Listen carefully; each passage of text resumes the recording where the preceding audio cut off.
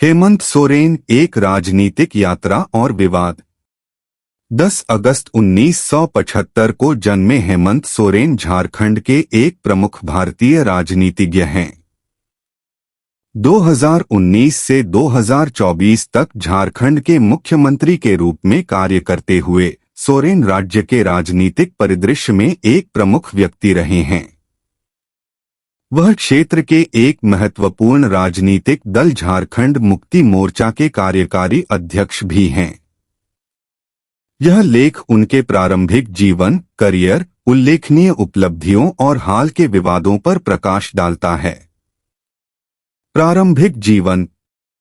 सोरेन का जन्म नेमारा, रामगढ़ जिले, बिहार, अब झारखंड में मेरूपी और पूर्व मुख्यमंत्री और झारखंड मुक्ति मोर्चा के संस्थापक अध्यक्ष शिबू सोरेन के घर हुआ था।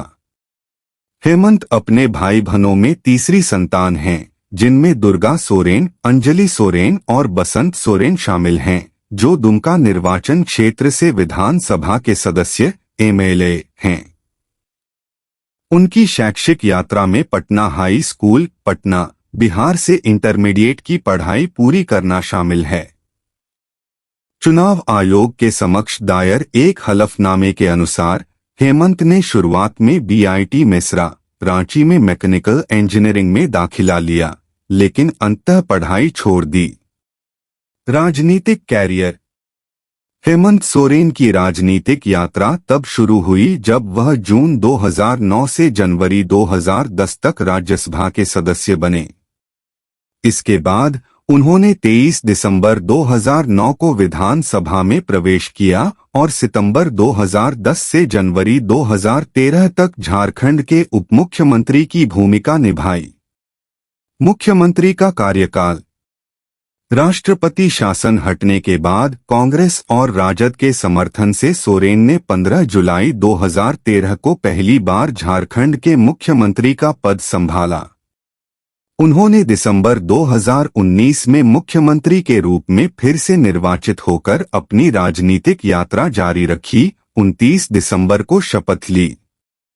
हालांकि उनके कार्यकाल को विवादों और चुनौतियों का सामना करना पड़ा, खासकर आदिवासी भूमि कानून संशोधन के खिलाफ पत्थलगड़ी आंदोलन को लेकर। पत्थलगड़ी आंदोलन। 2016 में झारखंड में भाजपा सरकार ने छोटा नागपुर किराएदारी अधिनियम और संथाल परगना किराएदारी अधिनियम में संशोधन करने का प्रयास किया, जिसके कारण राज्य में बड़े पैमाने पर विरोध प्रदर्शन हुआ। हेमंत ने इन संशोधनों का कड़ा विरोध किया और सरकार द्वारा प्रायोजित शिखर सम्मेलन को भूमि हड़पने वालों का महाचिंतन शिविर बताया। जनजातीय भूमि के व्यावसायिक उपयोग और पट्टे पर देने की मांग को लेकर प्रस्तावित बदलावों के कारण हिंसक झड़पें हुई और एक भाजपा सांसद के सुरक्षाकर्मी का अपहरण कर लिया गया। विरोध प्रदर्शन के दौरान कथित तौर पर भुखमरी के कारण 11 वर्षीय लड़की की मौत की सीबीआई जांच की मांग करते हुए हेमंत ने इन संशोधनों का विरोध करने में महत्वपूर्ण भूमिका निभाई। मुख्यमंत्री की उपलब्धियां। हेमंत सोरेन सामाजिक न्याय के पैरोकार रहे हैं। उन्होंने पीडीएस में प्रत्यक्ष लाभ हस्तांतरण के खिलाफ चिंता व्यक्त की है। अप्रैल 2018 में उन्होंने सुप्रीम कोर्ट द्वारा SC/ST अधिकारों को कमजोर करने के विरोध में एक प्रतिनिधिमंडल का नेतृत्व किया और झारखंड सरकार द्वारा LRR विधेयक में संशोधन का प्रस्ताव रखा।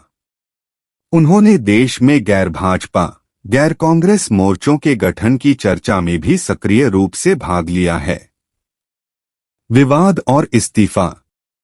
31 जनवरी 2024 को हेमंत सोरेन को एक बड़ा झटका लगा, क्योंकि उन्हें भूमि घोटाले के आरोप के बाद प्रवर्तन निदेशालय ने गिरफ्तार कर लिया था। यह तब आया जब चुनाव आयोग ने चुनावी कानून का उल्लंघन करने के लिए सोरेन को अयोग्य ठहराने की मांग वाली याचिका पर झारखंड के राज्यपाल को अपनी राय भेजी। जांच का सामना करने के बावजूद सोरेन ने खुद को 30 घंटों के लिए अप्राप्त और लापता घोषित कर दिया था, जिससे अटकलें तेज हो गईं। बाद में वह झारखंड के रांची में अपने आधिकारिक आवास पर पहुंचे और अपने लोगों के दिल में रहने की बात स्वीकार की। इसके बाद 31 जनवरी 2024 को उन्होंने झारखंड के राज्यपाल सीपी को अपना त्यागपत्र सौंप दिया। राधाकृष्णन पुरस्कार और व्यक्तिगत जीवन। विवादों के बावजूद सोरेन को दुमका और बरहेट निर्वाचन क्षेत्रों में उनके असाधारण काम के लिए 2019 में चैंपियंस ऑफ चेंज अवार्ड मिला। उनका विवाह कल्पना सोरेन से हुआ और उनके 2 बेटे हैं। आदिवासी योद्धा बिरसा मुंडा की प्रशंसा के लिए जाने जाने वाले सोरेन मुंडा के साहस और वीरता से प्रेरणा लेते हैं। उनके पिता शिबू सोरेन झारखंड मुक्ति मोर्चा के प्रमुख संस्थापक हैं। निष्कर्ष: हेमंत सोरेन का राजनीतिक सफर उपलब्धियों और विवादों दोनों से भरा रहा है। राजनीति में अपने शुरुआती दिनों से लेकर मुख्यमंत्री के रूप में अपने कई कार्यकालों तक सोरेन ने झारखंड के राजनीतिक परिदृश्य को आकार देने में महत्वपूर्ण भूमिका निभाई है। हालांकि हालिया कानूनी परेशानियों ने उनके करियर पर ग्रहण लगा दिया है, जिससे राज्य के राजनीतिक परिदृश्य पर महत्वपूर्ण प्रभाव पड़ा है।